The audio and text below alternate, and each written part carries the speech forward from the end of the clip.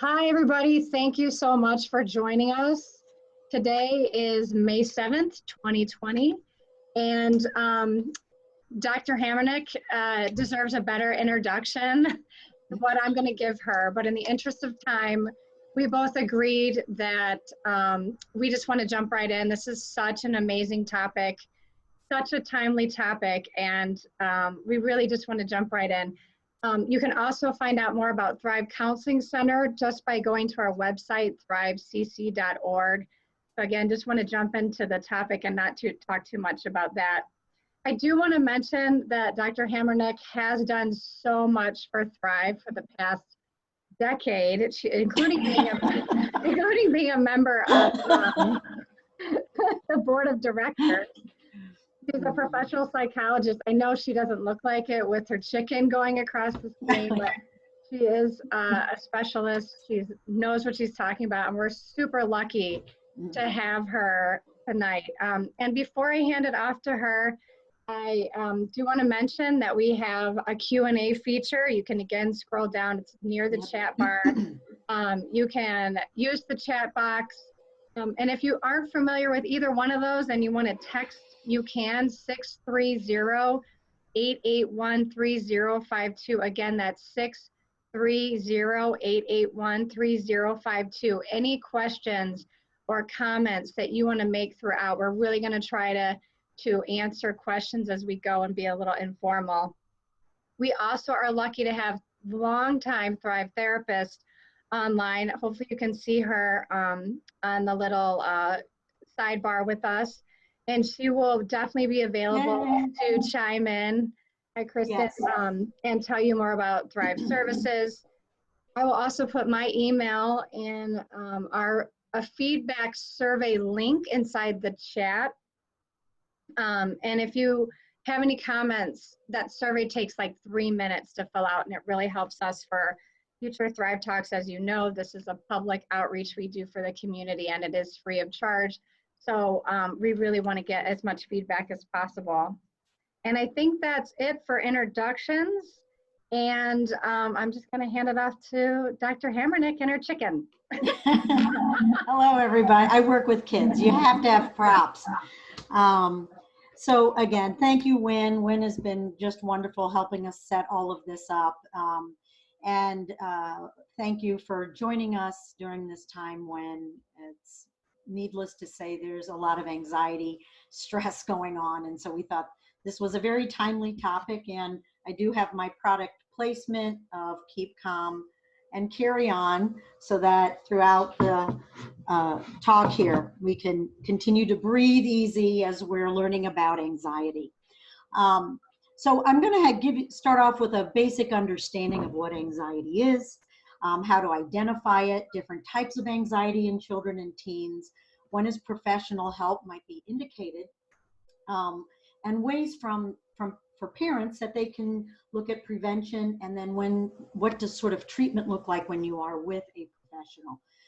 And Kristen, if there is anything you ever want to chime in or give an example, please feel free to do so. With that, on we go. So first of all, I want to say that we are wired to worry. The human brain is very amazing, and worry is our form of protection from ever since caveman days, cave person days, that we've had to be on our guard from woolly mammoths and saber-toothed tigers. And here in this area called the limbic system, and specifically the amygdala, which is our fight, flight, or freeze. So we've learned if there's a threat coming toward us, you're either going to fight it off, you're going to flee, or you're going to freeze. You've heard of playing possum when they play dead. That's another protection mechanism, okay? And if we look here at my little rudimentary brain sample, okay? So this is a model of my brain, not mine, but a brain. And this is the frontal lobe. And if we open up here, this part here, and I use this a lot when I'm working with kids, is sort of that old brain, that limbic system, okay? And what this system does is it scans out in that environment to see, is there a danger? Am I okay? Do I need to protect myself? Because it's all about survival, right? If we seek a danger, then we need to fight, flee, or freeze in order to get away from that danger to protect ourselves, okay? Now, what makes us humans is this beautiful frontal lobe piece that connects with this feeling part that says, well, is this really a time I need to worry? Or how am I going to go about dealing with this situation? Sort of the planning. And so while this part is, if we were being attacked by a saber-toothed tiger, we don't want to sit there and think about, well, what might be the best way to do this? No. You want this guy in charge and you're out of there, okay? But if you're going on your hunting expedition with your favorite cave folk, then you want this part to say, okay, we might be in a dangerous situation, but how are we going to plan things through? So these two tend to talk to one another, all right? But when we have anxiety, this part tends to take over, and you will find out a lot of times it's a false alarm. So let's look at, again, through the lifespan through childhood about anxiety. And again, it's very normal and for protective reasons. And we tend to see that during different stages, that anxiety starts to appear. So right here around stranger danger, this is around 9 to 12 months of age, when attachment with your primary caregiver, and if that child then is handed off to an aunt, neighbor, someone new, they'll quickly retreat to the caregiver, okay? Very normal. In early childhood, we tend to see attachment and separation anxiety come about. Again, and these are all very normal forms of anxiety. So this is when your child is headed off to kindergarten, to preschool, and they may have some fear of being away from you until they become acclimated to it. In terms of elementary school, this is where children begin to have fears of real world dangers. So illnesses, this may happen, shots, getting a shot, lockdowns, sirens, although at this age, they may not totally think that this could happen to them, okay? They're not thinking in that way. And when we get to middle school, kids now are starting to feel like, okay, these real world dangers could happen to me. And another thing that's probably even more in their mind is more important is social acceptance and social comparison. So do they have the right clothes? Do they have the right brands? And for these are very important things that they may get very anxious about. And then in high school, that's when we start to move to certain identity issues. The social group, again, is very important. And then looking into later high school, that transition to college, who am I? What am I going to major in? And how am I going to make this transition, being away from my stable family, and then moving off to college for myself? So again, all of these are very normal forms of anxiety. And remember, we want to have some anxiety, okay? It's not like I'm going to talk about eliminating anxiety here. There is a reason why we teach our children to look both ways before you cross the street, because they could get hurt. We want them to have a little anxiety. Okay, so that brings me, to the next part, which is let's look at the differences between worry, stress, and anxiety.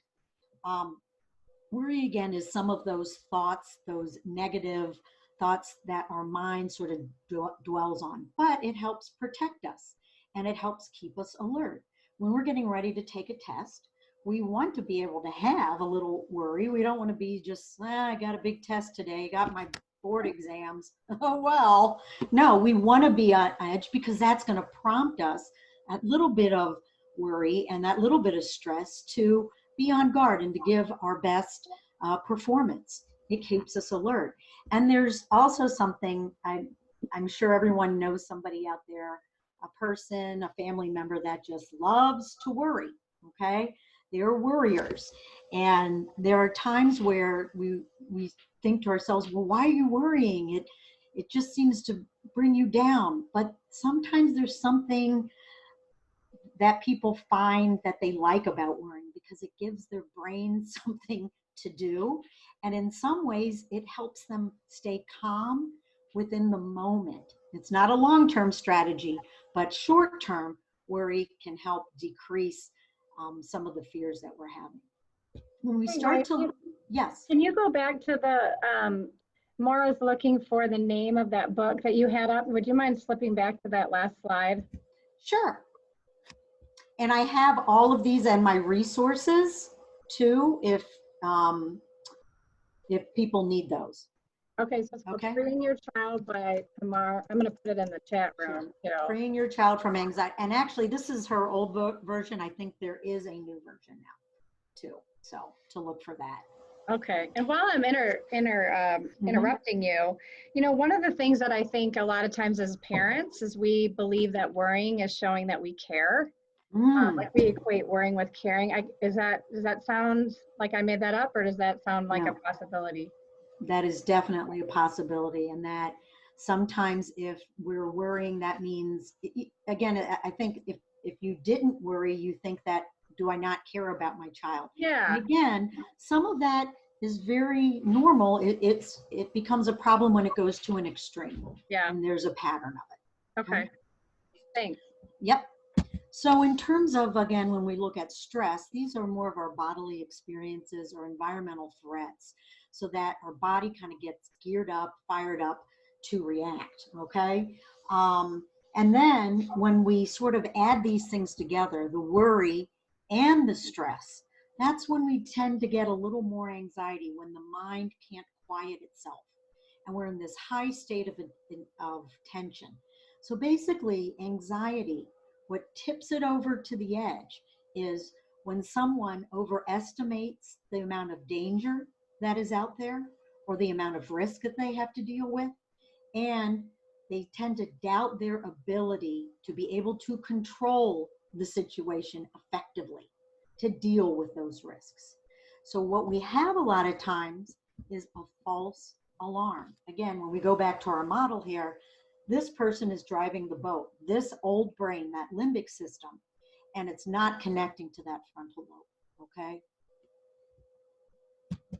So let's look a little bit here in terms of different types of anxiety. We do know that anxiety is increasing, and this was even before COVID and the pandemic.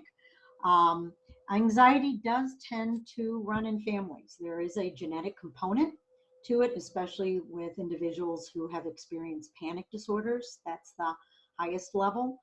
OCD is another area too where there's a higher genetic loading.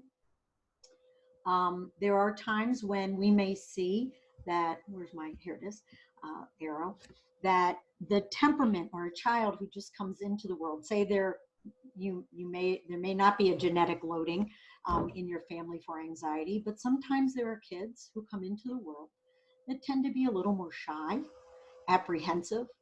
Maybe they don't like to explore their environment as much, and somewhat more fearful. And these types of kids are more at risk to possibly develop sort of anxiety difficulties later on. Not all the time, again, only at risk. And then when you have nature and nurture together, so if you have a genetic loading in your family and you have a parent who is also anxious, and then the child who has a genetic loading for anxiety, and now you have, double the fun of anxiety of having to cope with that. So anxious parents and anxious kids. And then the other area too would be traumatic life events that can occur. Obviously for some people and some families, COVID can be seen by others as a traumatic event, depending on what is occurring in people's households or life circumstances. At the very least, I would say there's a chronic stress. And we will look at this overlap with this pandemic, because the one thing, now remember what I said with anxiety, overestimating the amount of danger and doubting our ability to control it. And so if we look now, what do we have? We have a situation where we don't have a lot of control over it. But this is a real danger, that is out there. But there are ways we can have some control. And these are the kinds of things that you're going to want to talk about with your children should they be presenting with anxiety regarding this pandemic, is where do they have control in their lives and what is going well in their lives, and that this will be a temporary situation.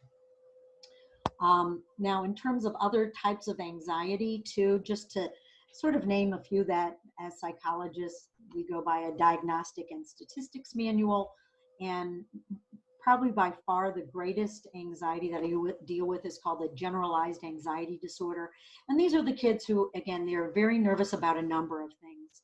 Tests, failing, they tend to be perfectionistic, and it could be a number of areas. They might have some phobias. That's also an area too of specific anxiety. So fear of heights, fear of performing in front of others, sometimes selective mutism, which is a type of anxiety disorder where they're afraid to speak in front of a certain group of people. They may, in selective mutism, they may speak very well with their family members, but once they get to school, they clam up and they won't talk. Then there's OCD, obsessive compulsive disorder. They like to say that every member counts in there. Did you get that OCD joke? Every member, because every member counts. They have buttons. They have a great sense of humor. So it's obsessive thoughts, and they may have then compulsive behaviors. And those are some people who are afraid of germs, and there's hand washing. So you can imagine with COVID-19, what that is also can be hard for some people who are struggling with that, or have been preparing for something like this for number for their lives with OCD. And then there's also a panic attacks or panic disorders where kids or adults can feel they're doing well and going along just fine, and then all of a sudden they're short of breath, they can't talk, their heart is racing. And of course, I've had a client recently too that this has happened, and the fear of, is this COVID? Some of the symptoms are exactly the same. Right. Is it an anxiety attack, or is this something else? Okay. So let's look a little bit here about the cycle of anxiety. And what I have here is usually there is a trigger that occurs. So it's some unwanted thought, feeling, or situation that is happening. Let's say, for instance, someone who has a fear of dogs. So here is a kid, and they see a dog close near to them, and then they start to have feelings of anxiety. So worry, they start to have a reaction like, oh no, that dog is going to hurt me. I'm getting very scared. He's going to come bite me. And let's say it's a golden retriever. Okay. So, but big dog, and it seems very scary. So what do? They decide, I am never going to walk down that part of the street again. So they avoid the situation because that gives them temporary relief. All right. From this. But then the trigger is going to return at some point too. And then we almost get a leapfrog effect of now it's sort of where it was in one situation. If the trigger happens in another type of situation, now that child or teen may be afraid to go into that new situation too. So this is kind of the cycle of anxiety. And as a psychologist, I look at each one of these areas, and I'm sure Kristen does this too, of identifying the triggers, looking at what happens to their body, their thoughts, and their feelings. And when they become worried, how do they try to reduce the anxiety? And we may address there of how do you slowly face that fear, a little step at a time, okay? And going for more long-term relief versus just the temporary relief of avoidance, okay? So when does anxiety become a disorder? Again, as I said before, when risks are highly exaggerated, and if we tend to underestimate our ability to cope, that's when, and if this shows a pattern over and over again, and it becomes more intense and more infrequent over time, then this is when it starts to become more problematic, because it tends to affect a child or a teen's ability to function effectively in their environment. So this is where kids can be easily distressed or act out of proportion to the event. So a lot of times if a kid is very shy, they don't want to do a presentation in school.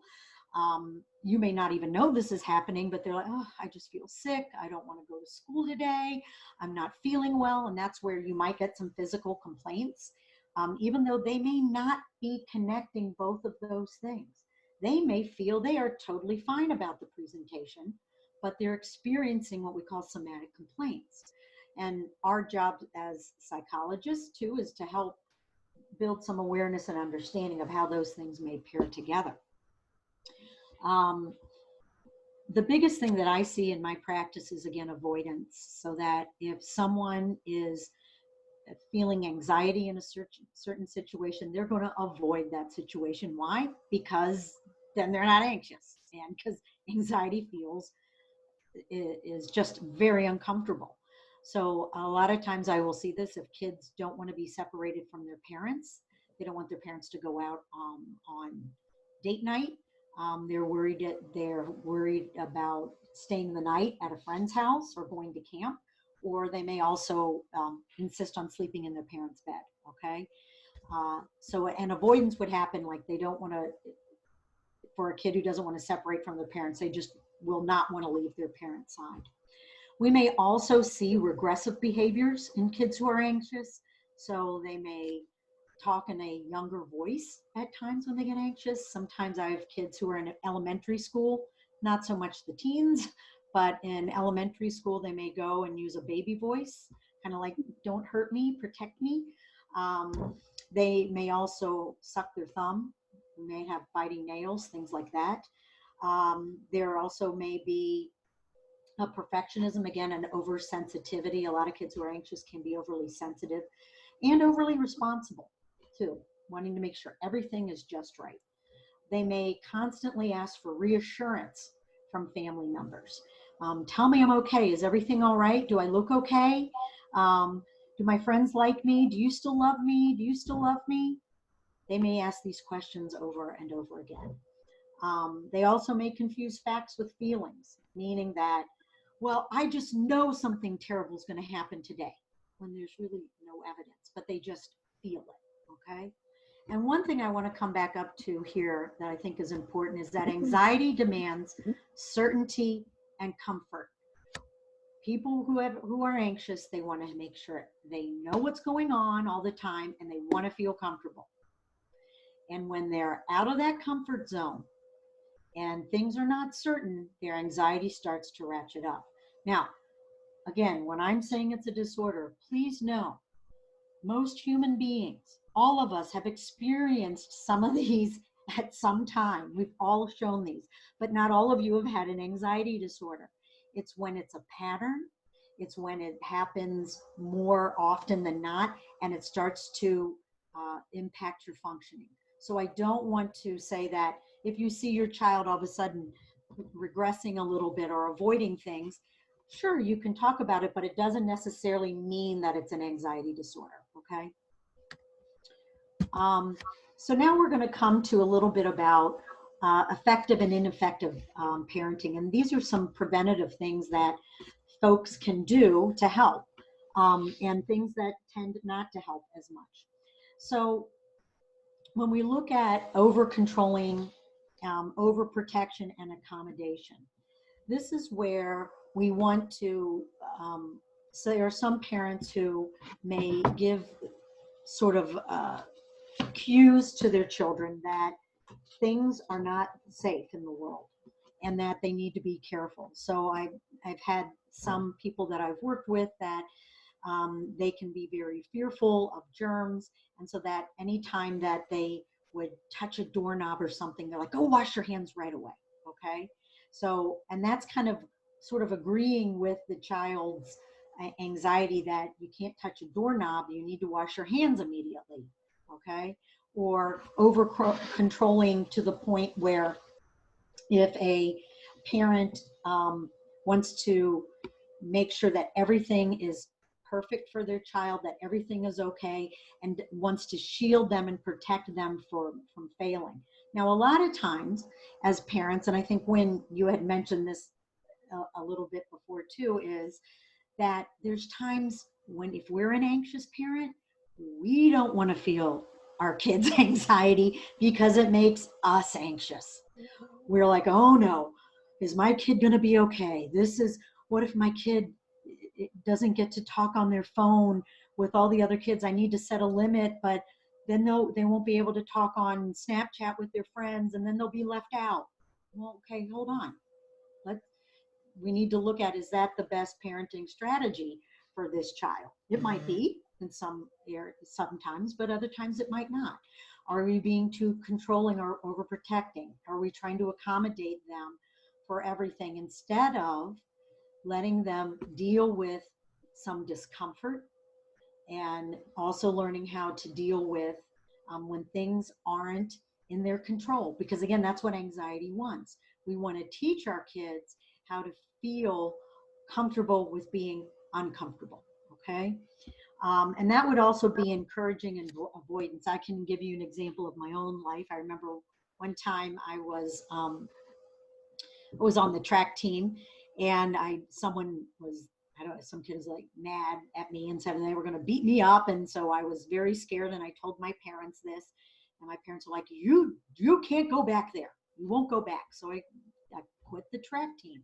Well, that was encouraging avoidance instead of teaching me a way to do this. And my parents were just trying to protect me. They weren't trying to do anything harmful, but we have to look at what message does that send, because we want to teach our kids how to feel confident in their abilities, and to be able to stand up and to not avoid the situation and to sort of face those fears. Another area too we have to be careful of is just frequent criticism. Like, what do you mean you're afraid of that? Oh, come on, that's for babies. You want to watch that type of how you may present that, because that could be taken in that they're not allowed to feel anxious at all, or that if it's criticism that they're not always performing up to a certain standard, then that could lead to perfectionistic tendencies. And then of course also family disharmony, in the sense of can be abusive situations within the household, or what a child or teen has to go through, which can cause anxiety within the family that way. When should I stop for questions here at this point, or should I go on?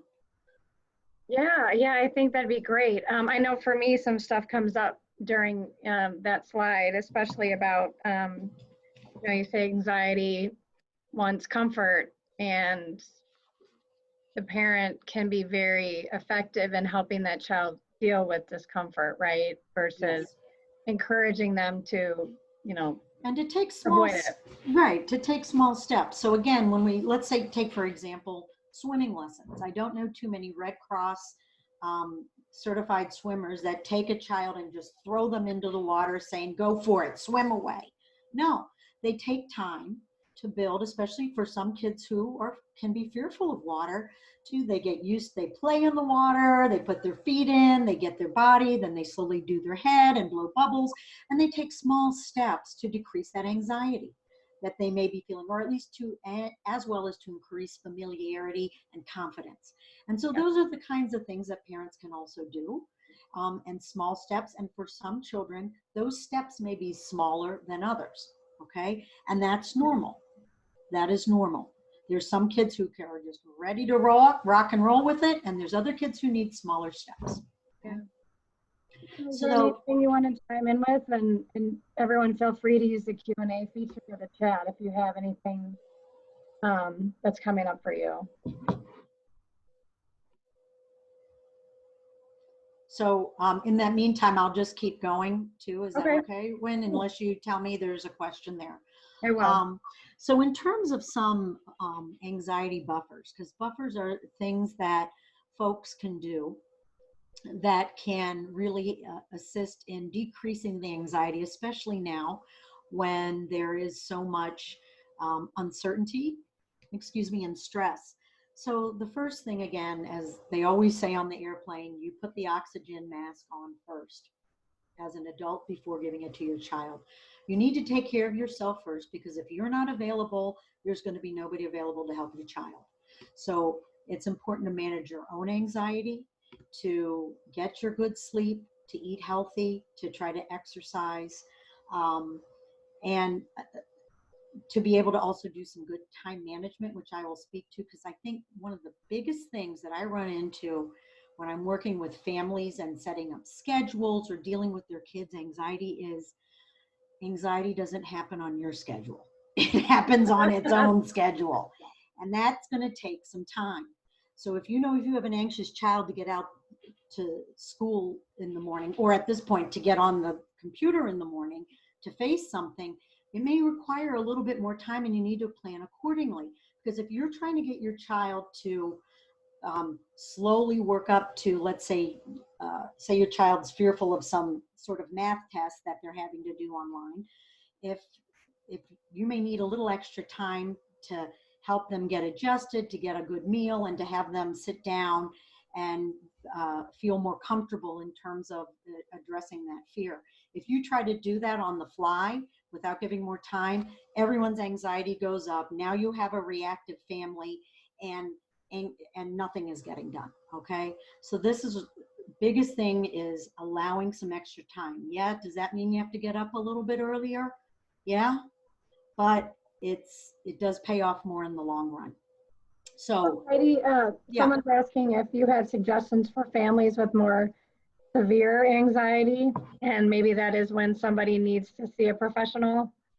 Yes, that is true. I mean, with severe anxiety, and again, that can take many different forms, but if there is severe anxiety, I would recommend reaching out to a professional. And some of these things have been ratcheting up over time. Again, we're in a chronic stress situation. Yeah. If you've had a child who sort of has been on that edge for a while, they tend to be a little more shy. They tend to be a little more fearful just to begin with. And now they have to do things that they're just not used to. And they had to do this, all these families, all of us had to make changes so quickly that can bring up anxiety. And I do know that, Kristen Kelleher is going to talk a little bit about the program that they do use, a very structured program that incorporates parents as well as children to help alleviate and take better control of anxiety. But I would suggest, it's really hard to do on your own as a parent with anxiety. If your child has extreme anxiety, especially because they're more likely to act out in front of the parent too, and you need a little more support and help with that. Okay. If you can also model healthy ways as a parent. So for example, if I had a kid who was a little concerned about, again, I'll use the math test as an example, worried about taking a certain test. I might say something today, oh gosh, I'll use this talk as an example. Well, I was a little worried about doing this talk tonight, but well, I practiced with Win a lot, and we went through and we made revisions, and I know that once I start going through and starting to talk, I'll feel a lot better. And I may model my thought process for my child. Now, I don't want to overdo it and say, oh my gosh, I'm so worried about this talk tonight. This is just terrible. Nothing's going to go well. Well, they're going to pick up on that. That's not something I want to model. That wouldn't be a positive coping strategy. But talking about how I worked through the problem and saying that models for my child how I work through something in a positive way.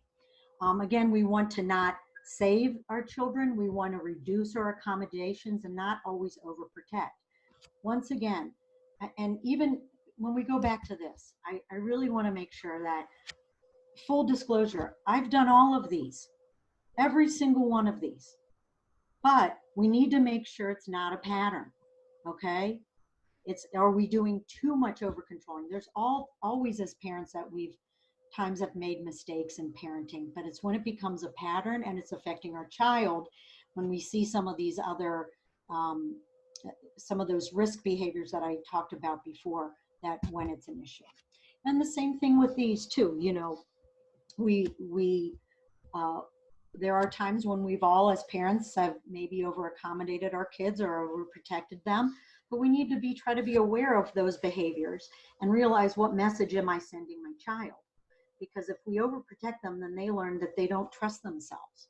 Okay. Now, when you have a kid with anxiety, though, you have to make the steps a little bit smaller, because they're not ready to take on as big a step as someone who may have normal anxiety about a situation, but is a little fearful to try it.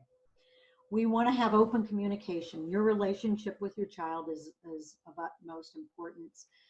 Being able to ask them, how they're doing, how their day is going, what they feel is working for them during this whole pandemic, what doesn't work, how do they feel things are going in the family.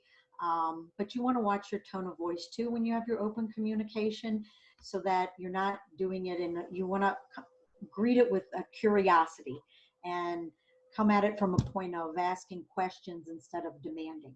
Okay. As for helping your kids get good sleep, eating healthy and exercising, getting that sun, that vitamin D is so important. Helping them build positive coping skills and steps to address avoidance, and acknowledging whenever they make that success. Okay. When we start now to look at more of treatment, and this happens more in individual and family therapies, what your therapist may be typically will use something called CBT, and that's cognitive behavioral therapy. And this is where, say, Kristen will be here, and she'll look at a child's thoughts that create feelings, feelings that create behavior, and behavior that reinforces thoughts. So she's going to be looking, what is a child's thought or teen's thought process? Are they negative? Are they positive? Are they a accurate assessment of the threat or not? How are they feeling? What do they feel in their body? Does their head start to get foggy? Does their heart start to pound? So they're going to look at certain areas that are going to address those feelings and bodily sensations. And then they're going to look at the behavioral. What's reinforcing? Are parents sort of protecting that child? And there's another thing that happens too that can compound the situation. There's a number of kids that I work with who also maybe have learning disabilities, or they also have let's say diabetes or an illness. Well, now parents are going to be a little more protective. So you think about now, like kids who may have a chronic illness, you have COVID. Oh, now that anxiety in that house is raised, because of course you're going to be a little more fearful, because there is no vaccine at this point to protect this child with this chronic illness. And so, and that's a very realistic fear that you have to work with. But how, in that situation, even within that dynamic, where as a parent can you control your anxiety about that a little bit more? And how can you help the child be slightly more independent and not be over accommodating, with that still being as safe as possible for that child? So other things that we'll also go into, there's something called exposure response prevention. That's a lot of times for kids with OCD. Let's say for germs, they are exposed to something they're fearful of, and they can't get away from it, and they have to not engage in the compulsive or hand washing behavior. And we take small steps. We look at mindfulness to sort of help us doing mindfulness and relaxation, to help deal with those feelings of anxiety that we're experiencing, and also possibly medication if it's needed to also help decrease some of that anxiety. So when you as a parent are responding to your child's worry, as I said before, anxiety demands, an anxious child demands certainty and comfort, but we can't guarantee these in life. We can guarantee there's going to be uncertainty and discomfort, and there's going to be times of comfort and certainty. So when a child who may come to us who is worried, at first you want to kind of help soften that anxiety or get to a calmer place. And that might be, again, something with mindfulness or breathing, or even having some exercise. And one form of breathing that I've used, I don't know if Kristen, if you've used this type too, but I call it like 4, 5, 6 breathing, where you inhale for 4 counts of 4, you hold for 5 counts, and then you exhale slowly for 6 counts. almost like if you're letting air out from a balloon, really slow. And what we have found is that exhale, the length of the exhale actually produces more of the calming effect for our lungs and for our mind than even the inhale. Okay, now there's sometimes people can't exhale slowly. Sometimes we go to 4, 4, 4 until they build up. But first you want to get them to a place, because no one ever was able to reason through a problem when they are highly anxious. You've got to help the body get to a calmer place. You then also want to look at, even before you do any sort of problem solving, does your child need to build any skills? So let's say, for instance, you have a child who's shy or anxious, right? Well, maybe they're shy, but when they finally get into a situation, they're talking, they're happy. Okay, they have the skills, they can hold a conversation. But there are some kids who are shy who do not know how to hold a conversation. So they're lacking the skills in that area. So before you send someone out to take smaller steps to face their fear, you also want to evaluate, are they lacking certain skills in that area? Okay, and address those skills. Then after you've taught some of those skills, then you can build that confidence in there. Again, that may be imagining the situation that they're afraid of, then actually practicing it, and then praising them for the good success that they've had. Okay. Another way to, again, responding to your child's worry is, I kind of always say, accept that the anxiety will be there and will return. Okay. That this is not something that's just going to go all, start at really high and then go to nothing. No, anxiety and working through your anxiety is a process. And there's times where we call externalizing the anxiety, where we actually give the anxiety a name. So I had one client and I loved it. She had an OCD and she called it Talkie Parrot. And she was a 6-year-old girl. And Talkie Parrot, because Talkie Parrot was always in her brain telling her, do this, do this, do this, do this.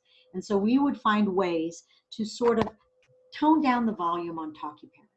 So that way it wasn't always there in her brain, and ways to boss it back. So there's times where we say, oh, there you are, Talkie Parrot. You kind of greet those anxious thoughts. There you are. Because when you do that, you're prepared that it's going to come back. And that you say, I know you're there, but I'm going to learn tools, and some of those tools you may learn with the therapist, to deal with and turn down the volume on those anxious thoughts. You do want to acknowledge and validate your child's feelings. Most importantly, you want to listen first to how they're feeling. So let's say for COVID, I'm just really worried. I don't know how to do this math. I can't stand any more Zoom meetings. I'm just done with them. It's just, I'm finished with these. This is just stupid. I want to talk to my friends. So you're going to just want to listen to them.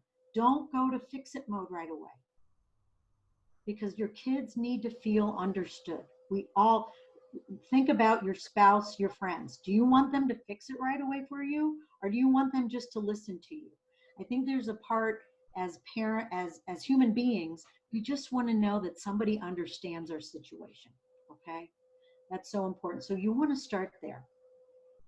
If they need more than that, at that point, you can be curious about the anxiety event. Well, gosh, Sally, what is it about that math and being on Zoom that you're not liking anymore? When does it seem to happen? Is it all the Zoom times?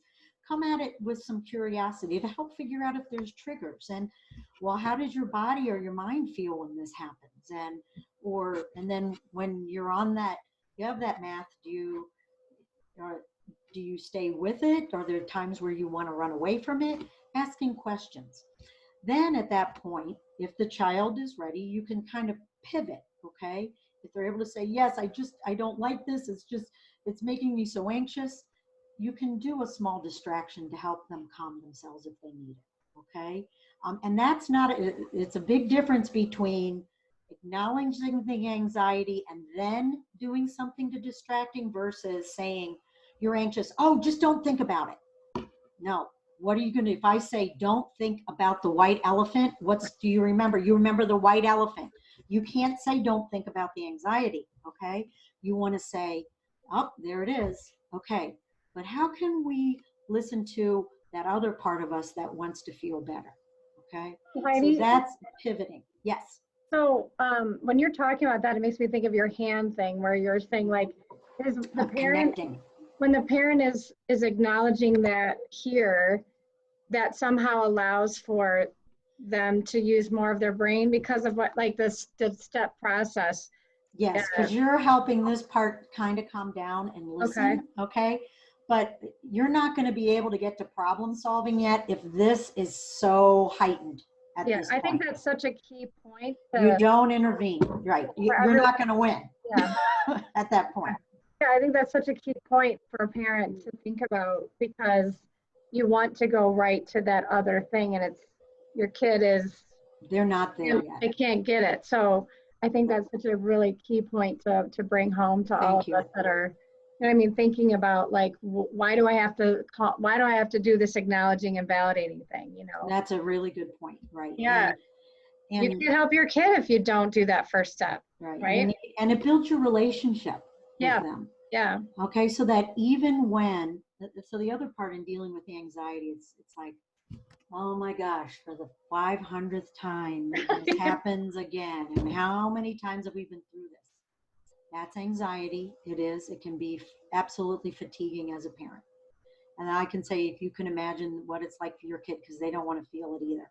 Okay. It is fatiguing.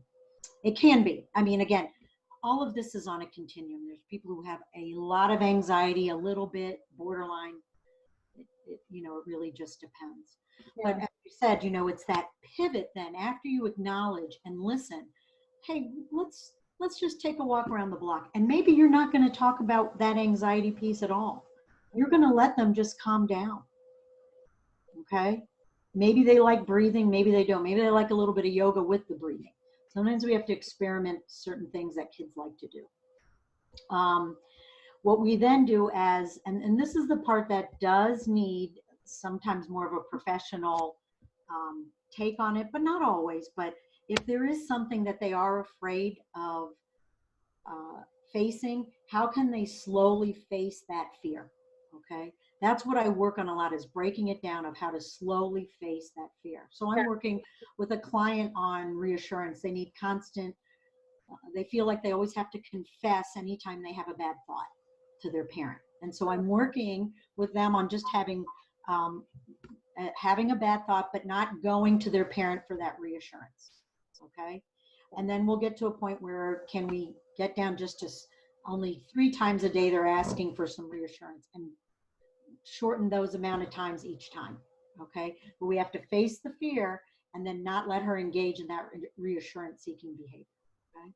I just like to let everybody know we're at almost the 10-minute mark. So please, if you have any questions for Heidi, to start formulating those, put them in the chat, put them in the Q&A, or for Kristen. And then this is my last part I will say here, and then we'll go just open it up because I have specific things just for COVID too that we can look at. But then after you do these, you can look at problem solving, and you're going to want to go over, especially too within the pandemic, what can be changed, what cannot be changed. Okay.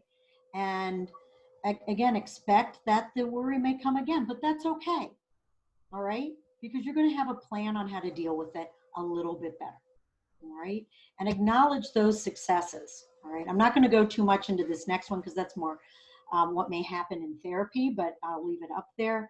But in terms of sort of the anxiety and COVID, again, creating routines and stability and predictability, very important because it takes out guesswork and it helps kids know what to expect.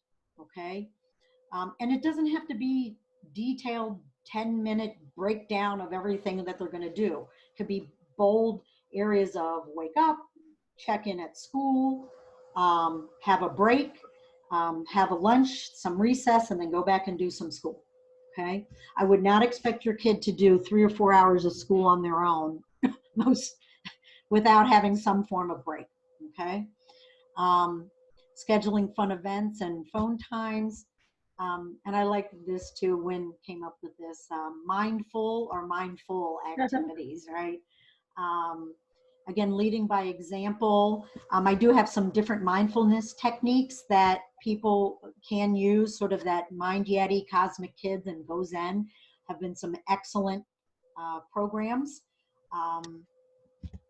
And again, checking in with your kid, asking how they're feeling and listening to them. Sometimes there is nothing to fix. They just want someone to listen to them. Staying present, knowing what is happening for me now. At least I have some school. I am able to talk to my friends. I can still go outside, and that I feel this way now, but it's temporary. You can label what's happening for your kids like, yeah, can be a tough time for all of us. And how do we all just try to stick into it together the best that we can? Encouraging discussion, acknowledging their loss of those important events. There's a lot of grief at this point in terms of what things that they may be missing out, and are there any ways that they can have some control over that? Are there different ways to have these celebrations and acknowledge these milestones? And obviously finding ways to take breaks from too much news at this point. But I do want to open it up for questions, because I know we have here 10 more minutes or so. Yeah, if there are questions. Yeah, there are. And Kristen, if you'd love to come on in, Chris. One of the questions is, how can people share this presentation? I'm going to put my email in the chat room so you know how to get it. And also, if you could share your email with me in the Q&A, I can get it to you. It will be publicized too through Thrive, but I'll make sure that we get it to you as quick as possible.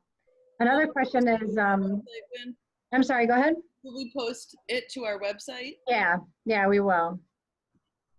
Any additional thoughts on actions for parents of teens that are different than for younger kids?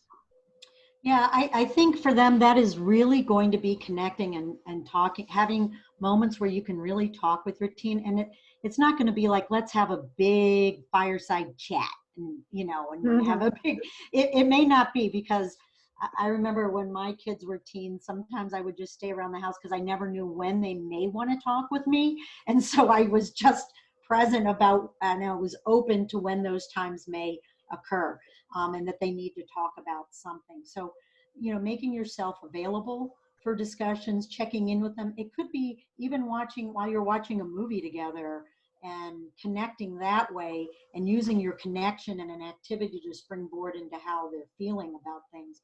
I do think that also with teens, just the loss of not being able to be with friends, because at this major point, that's school was their area. School was their place where they're forming their identities separate from their parents. And I would look to see where they can have some independence away from you, that's safe and still within guidelines, and to look at what that means. And I'd love to hear what other parents, if they have suggestions, of what some of those things have been to help establish some independence from parents, because that's such a big point, and making sure they have time with their friends. All right, the next question is, how can parents recognize anxiety if their kids are working to hide their fears? Yes, that's true. They can work very hard to hide their fears because they know something's not right, and they don't want to worry the parent, or they think something's wrong with them. If they're working hard to hide their fears, again, I'm not sure if this is a younger kid or older kid, but it will tend to somehow come out in their functioning. All right. I would, again, try, some things aren't getting done, or maybe they're not reaching out to people in the same way, or they're avoiding things. Avoidance is the big one.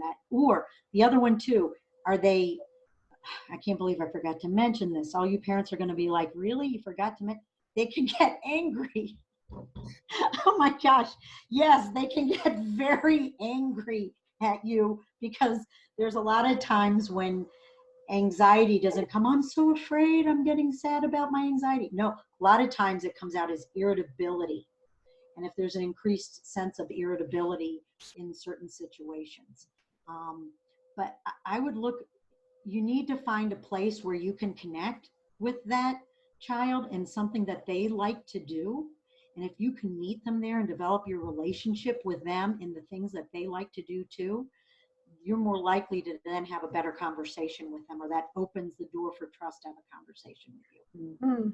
And I would add that it kind of, there's a couple other things that you addressed already that I think would speak to that, which is one, why are they trying to hide their anxiety, and are they also then worried about worrying their parents? Mm-hmm. So there can be an explicit conversation about giving permission to feel stressed and anxious and scared about things, and then modeling that sometimes we as parents feel frightened or worried about things as well, and how we cope with it. That there's especially for younger kids, I think, to normalize that is something that we all experience and cope with, and isn't something to be ashamed of. Mm.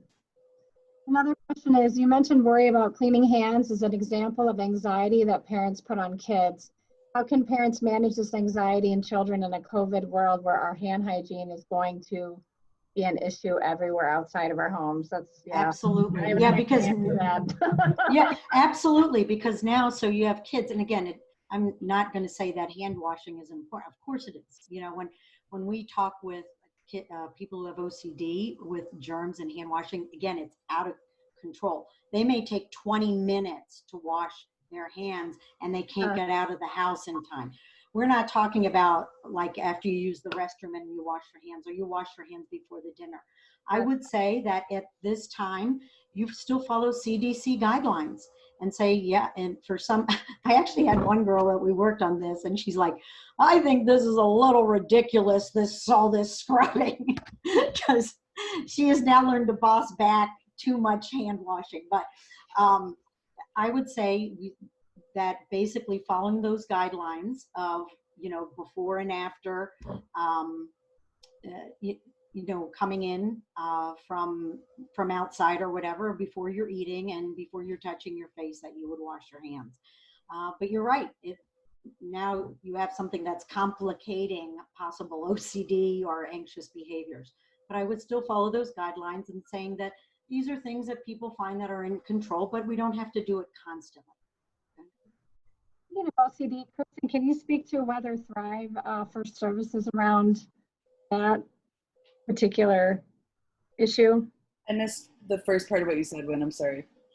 Speaking of OCD, someone was asking if Thrive offers services around that particular issue. Yeah, I think, any of our therapists would be trained and competent to address it. I hate to get too specific because every case is unique. And so all of our therapists would certainly at least do an individualized assessment. And then if something more specialized was needed, we would make a recommendation. Okay. But generally speaking, yes. And this may go along with that. How do I help a child who's anxious to go outside now because of the changes and what they can do outside and the new social distancing restrictions? And they said, I missed it, they're fearful to go outside? But just along those same lines, now they're anxious, like about even going outside because of the changes. So let's go back to here, and let me just show you how you can kind of use this. So first of all, acknowledging and validating that, sometimes this is different. I'm not sure what that fear may be like, or, to be around other people, and they may be a little bit worried. Where might they feel it? Well, where do you feel it on your body or something? And it's like, that's okay. The people may feel a little bit worried sometimes about going outside, but outside can also be a very wonderful place to be. It can be a very healthy place to be. And you may go back to, these are things that you've had a lot of fun outside with. What's one thing that you've really liked outside and liked doing? And I would look at that, let's say, for instance, if it's a little kid, I like swinging on my swing. Okay, well, let's see how we can take steps to go do that. And then you may take steps of let's go outside, and, you go out together and say, well, let's stand outside together and let's just take a deep breath out in the sun. How do you feel now? Good. Okay. Well, can we go a little further? And you take small steps in that way to get them to maybe do what they want. Now, I've broken it down smaller than maybe you needed to, but there could be some ways where you sit with the anxious and then anxiety, you don't chastise them, it is there, but you let them experience it, and you can stay with it and let them calm themselves, maybe through some breathing, or maybe even playing a game outside. Might be not that far outside of the door if they can't go any farther than that. And then slowly working toward, hey, what could our goal be today? And slowly getting out a little bit more. I hope that answers some of it. I think that you touched on this a little bit too, and this is like a little less specific, but I think there's a distinction that can be really helpful to make for kids, actually probably all people, including adults, that discomfort is different than danger. So just because we're feeling afraid or really uncomfortable about something, even though our body is signaling that similar response, it doesn't actually mean that it's necessarily dangerous. So we can go outside into our backyard and our front yard and wash our hands and, you know, interact with people without it actually being dangerous, even if it makes us uncomfortable. Right, because they're under a false alarm that something out there is really dangerous, immediate danger, and that's not it. I know we're at 8 o'clock. Can you answer 2 more questions? Yeah. One is, what are your thoughts about medications for young children? And do you think kids are overprescribed meds? Yeah, and young, I'm not sure the age, but you know, it's a really tough one because there are some kids who do not respond well to the medications, and there's some who I've worked with whose OCD can be very debilitating, and they've had a great response to medication. There is more of a tendency to use some of these medications, and some have been overprescribed, but I would say that for any child that they should work with a child psychiatrist, because the medications that they do use, they do start with some of the SSRIs, which is the serotonin reuptake inhibitors for children, and they can make kids actually sometimes agitated. And it just depends. I've seen it work both ways, and I've seen it when it hasn't worked.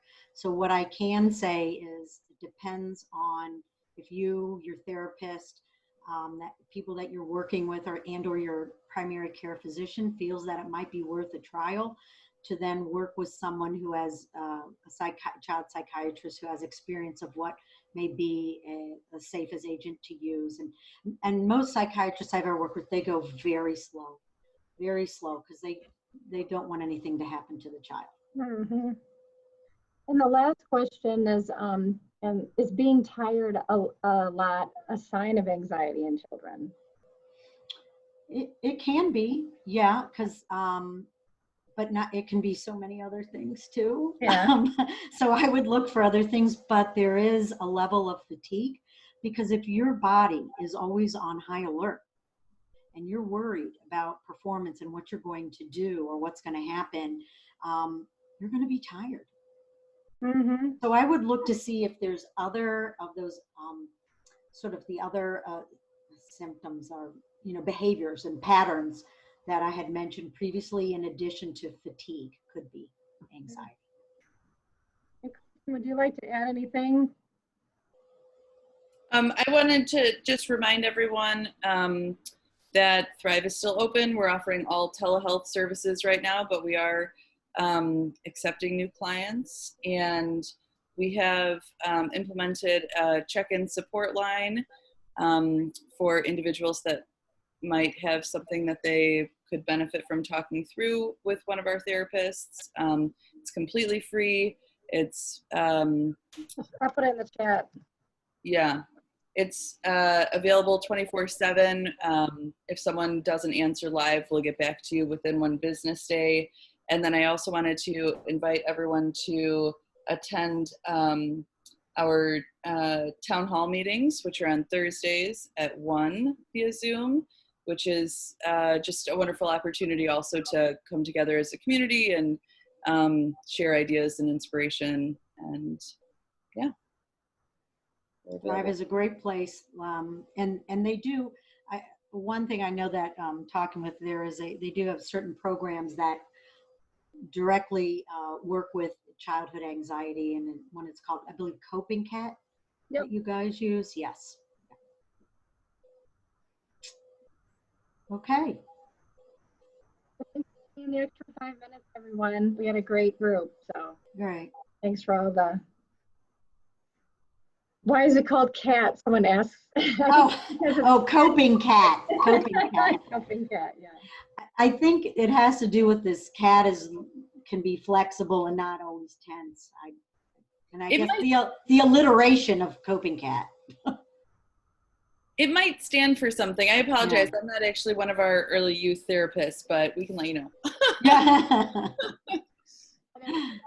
Thank you, Heidi.